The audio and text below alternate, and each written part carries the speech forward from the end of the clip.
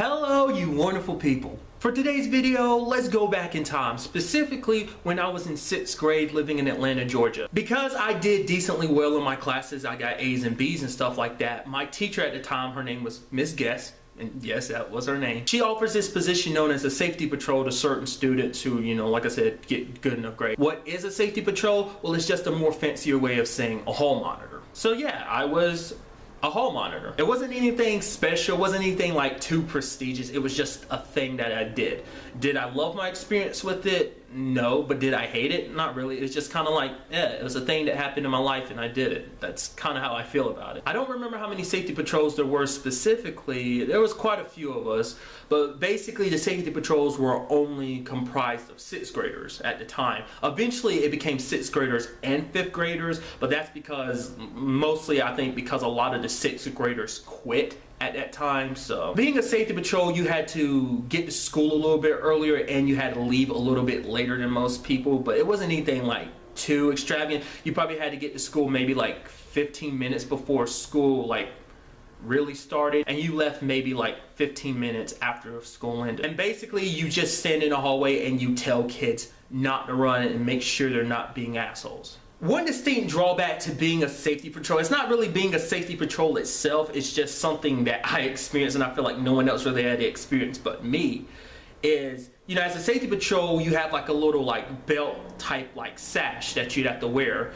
and it came with a badge and everything, right? Well, everyone else had more like prestigious, like bright orange ones, and then there was me with my old raggedy-ish one. And not only was my belt raggedy, because I was such a fat ass, I actually had to have two like belts stapled together. Let me reiterate that for you. I had to have them stapled together, which sucked ass multiple times because I'd always put mine on wrong because I was an idiot. For some reason, I'd always put it on wrong, and a lot of times the staples would come a little unloose and they would constantly like be sticking into me, which sucked ass. I'd always have to constantly like re-staple it, and it would just never, like I'd probably re-staple that thing well over a dozen times, and that just does wonders for your self-esteem. It's like, oh yeah, everyone else doesn't have this problem but you fat son of a bitch.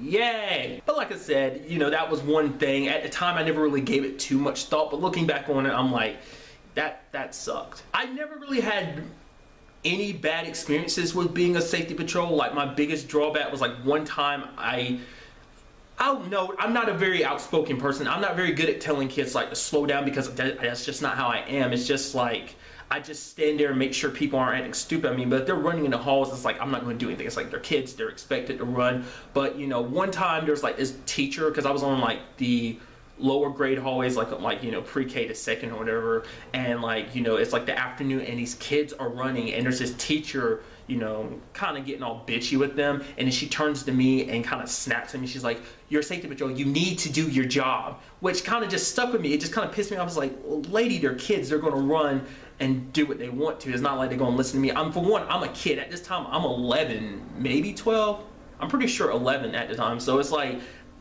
are they really going to listen to another kid? Even if I'm an older kid, are they really going to listen to me bossing around? But then again, I do understand it was my responsibility. I did sign up for being a safety patrol, even though I really didn't know at the time like what it meant. Being a safety patrol, I was like, oh yeah, the teacher's asking me to do this. I'm like, sure, because I'm me and I don't really say no to people. It's a terrible habit of mine, but I digress. But that one experience, just like forever, that teacher would be on my fuck you list. I never had any other interactions with that teacher, which made it so bad. Like if I had another interaction with her and it was better, it probably wouldn't soil her in my mind. But it's like forever she was just like a bitch to me just because of that one. Like I said, it wasn't like she was trying to be mean. She was just telling me to do what I'm there to do, but she could have just said that in a much nicer way, and I just didn't appreciate her tone. I'm a very sensitive person and she was being very insensitive. So like I said, being a safety patrol wasn't anything prestigious.